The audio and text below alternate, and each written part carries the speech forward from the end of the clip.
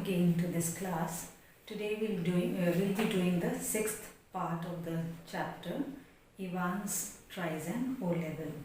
So previously also I had told you all that in the films, as you have seen, that the prisoner, how he runs away, and there are so many policemen guarding him, but still somehow or the other he tricks and he runs away. So the same thing is over here.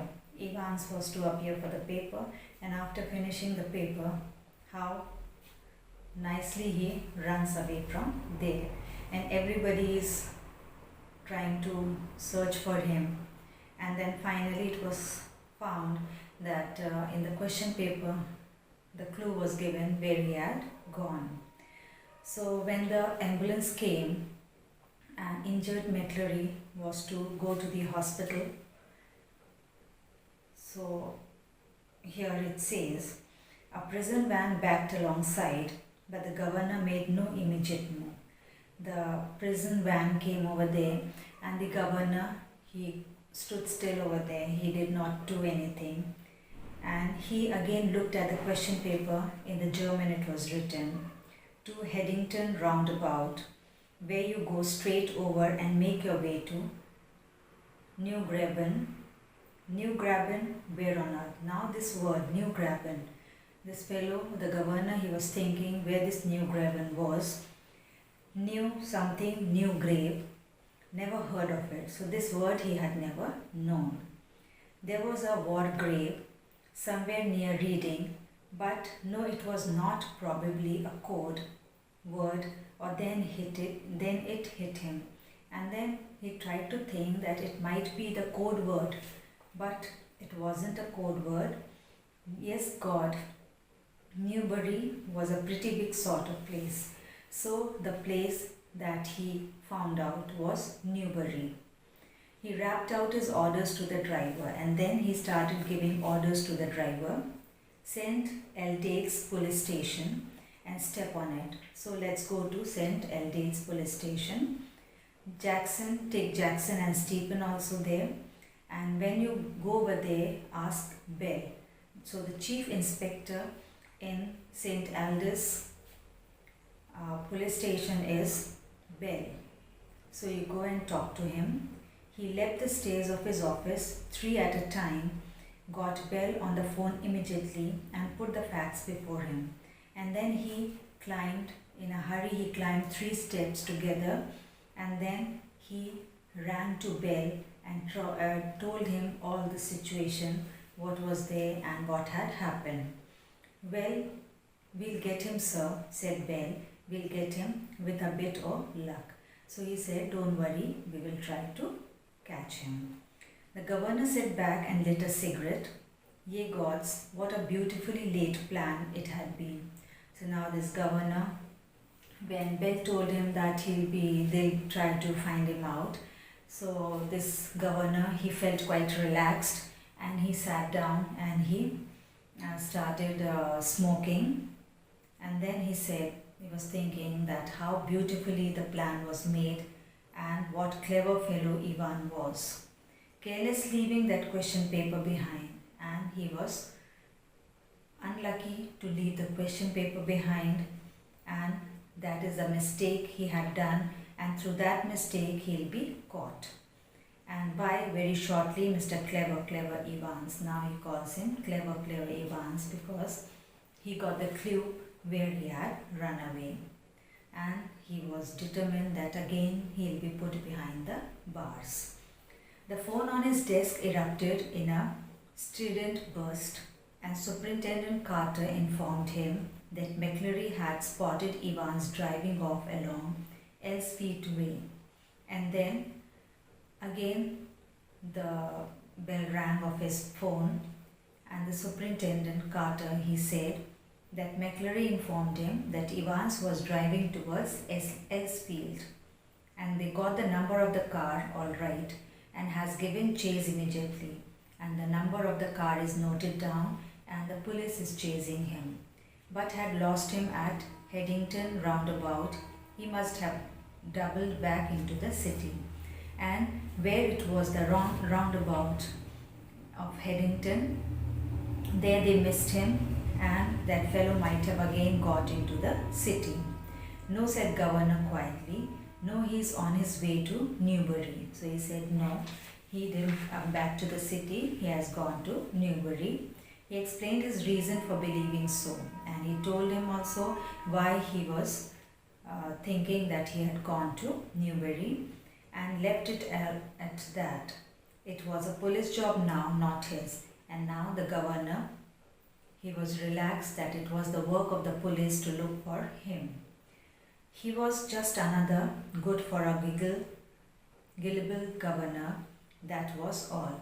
Now it was time for him to sit and relax, not to worry about it, and everything was in the hands of the police. By the way, Carter, I hope you managed to get McCleary to the hospital all right. And then he said to Carter that I think that McCleary was taken to the hospital. Yes, he is in Redcliffe now. Really groggy he was when he got to the examination offices, and they rang at the ambulance from there. And then he said yes, he's at Redcliffe, and the examination office, they rang and the ambulance came over there. The governor rang the Redcliffe a few minutes later and asked for the accident department. And then the governor, he rang into the Redcliffe. It was a hospital, and he asked over there about the accident department. McCleary.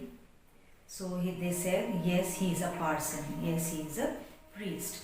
I don't think there is anyone. So from the hospital, the reply came that no person of such name was found there. Yes, there is. You'll find one of your ambulance picked him up from Elsfield way about. And then the governor said that he was picked up from Elsfield and he was taken in the ambulance, and one of your ambulance came and they took him to the hospital. Oh, that's sir, we went and we sent an ambulance all right, but when we got there, the fellow had gone. So the ambulance, so the receptionist or the person from the hospital, they informed him that yes, we got the call for the ambulance, but when the ambulance reached over there, the fellow had already moved away from there. No one seemed to know where he was, just vanished, not a sign.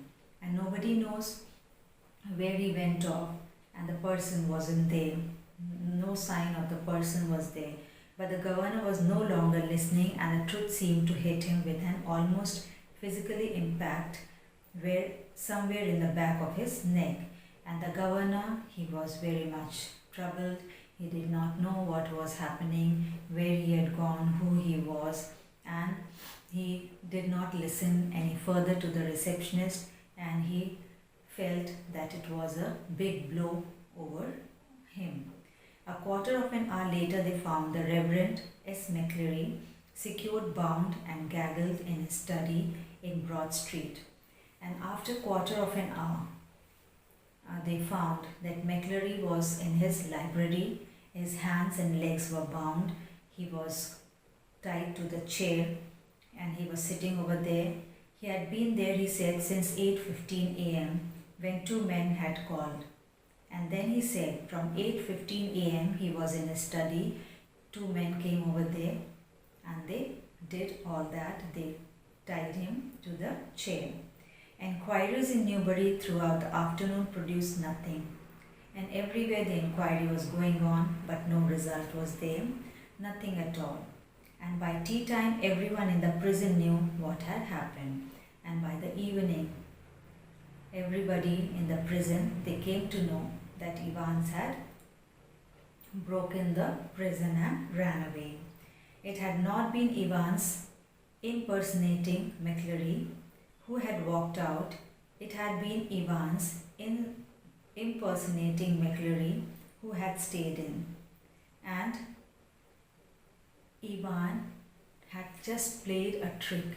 The person who went out was the person who had come to take examination, and the person who was lying inside as a wounded man, as an injured man, was Evans himself. And he pretended as he was McCleary, and he was beaten or hit by Evans, and Evans walked off with Stephen outside, but it wasn't like that. Evans was inside with the injury, and he dressed himself at McCleary and he was sitting there. The fish and chips were delicious, and after a gentle stroll round the centre of Chipping Norton, Evans decided to return to the hotel and have an early night. Now, after running away from there, he had fish, chips and all that he ate, and he was very much happy. And then he decided that he should go back to the hotel and have a good nap. A smart new hat concealed the wreckage of his closely cropped hair, and he was wearing a new cap, and with the new cap his cropped hair was hidden, and he kept it on as he walked up to the reception desk of the Golden Lion. And he went to the hotel Golden Lion, and he straight off went to the reception. It would take a good while for his hair to regain its former glories, but what the hell did that matter? And he was thinking that it will take quite a lot of time for his hair to grow again, but he did not mind for that. He was out again, wasn't he? And he was at last out of the prison. A bit of bad luck that when Jackson had pinched his scissors, for it had meant a long and tricky operation for his only razor blade the previous night, but had his good luck too. Just think, if Jackson had made him take his bobble hat off, that really had been a close call. Still, old Jack wasn't such a bad fellow. And he was thinking that it was a little bit bad luck for him when Jackson took away his scissors and his razor blade was taken, and his hat was not taken off from his head. So the person, they did not know what kind of hair cut he had. One of the worst things, funny really, had been the beard, but his beard was quite funny. He'd always had been allergic to sticking plaster, and sticking plaster, he did not want to put all those things. He had allergy of all that, and even now his chin was irritating, sore and red, but he had to stick the beard, the artificial beard he stick, and because of that he was getting irritation over there. It had become red and he was having problem. The receptionist wasn't the same girl who had booked him in, but a change was definitely for the better. And the receptionist duty had changed, and the girl who had booked him, she had gone away, and the new person was sitting over there. As he collected his key, he gave her his best smile, told her he wouldn't be bothering with breakfast, ordered the Daily Express, and asked for an early morning call at 6:45 a.m. Tomorrow was going to be another busy day. And before going to his room, he smiled and said to the receptionist that, "Don't trouble me with the breakfast." And then he said, "Send me the Daily Express, the newspaper, and early morning he should be called at 6:45 a.m. and after that he'll be having a busy day." So nobody was to disturb him at all. So he'll be busy, and early morning at 6:45 only the call can come to him, and not after that or before it. So that's all for today's children. This is part 6, and I think in part 7 we'll be completing the chapter. So that's all for today, children. Good day and good luck.